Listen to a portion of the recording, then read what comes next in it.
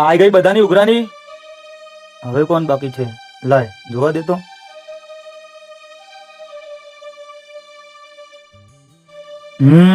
આ પૂનમના ઘણા ટાઈમથી પૈસા આયા નથી.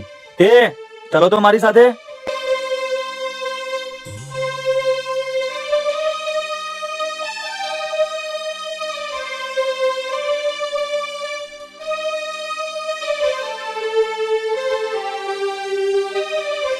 એ પૂનમ ક્યાં છે?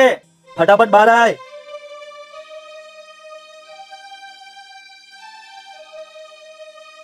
પૂનમ કેટલો ટાઈમ થઈ ગયો? હવે તારે પૈસા આપવાના છે કે નહીં? અરે આપવાના જ છે, પણ તમે થોડીક ધીરજ તો રાખો. મારા ભાઈની આઈટીઆઈ પૂરી થવા જાય છે. એ પછી જેવી એને સારી નોકરી મળી જાય એવા તમારા એકો એક રૂપિયા તમને વ્યાજ સાથે પાછા આપી દઈશ. એટલે જ્યાં સુધી તારા ભાઈને નોકરી ના મળે ત્યાં સુધી શું અમારે રાહ જોવાની? જો સાંભળ, અમે તો ખાલી હાથે પાછા જઈએ છીએ, પણ જે દિવસે રાજભાઈ પોતે અહીં આવી ગયા ને તો એ ખાલી હાથે પાછા નહીં જાય. યાદ રાખજે. ચલો એ.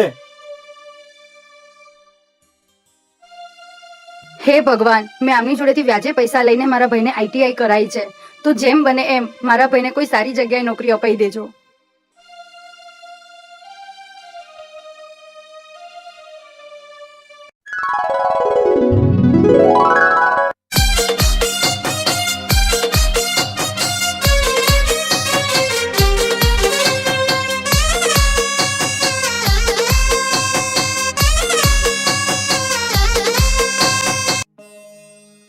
વાહ રે વાહ, બેન બિચારી વ્યાજે પૈસા લઈને આની આઈટીઆઈ કરાવે અને આ સાહેબ અહીંયા પૈસાના ધુમાડા કરે છે. એ ભાઈ ટાઈમ થઈ ગયો, ચલ જવું નથી અંદર? છોડ ને ભાઈ, શું રોજનું રોજ એકનું એક લેક્ચર સાંભળવું? આજે તો અંદર જવાની જરા ઈચ્છા નથી. અરે ઓય, તને શરમ આવી જોઈએ. તને ખબર પણ છે તને ભણાવવા માટે તારી બેને વ્યાજે પૈસા લીધા છે અને તને લેક્ચર અટેન્ડ કરતા જોર આવે છે?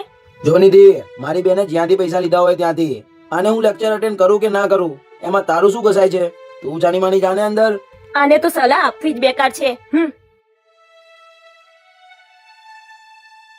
ભાઈ અંદર ના જવું હોય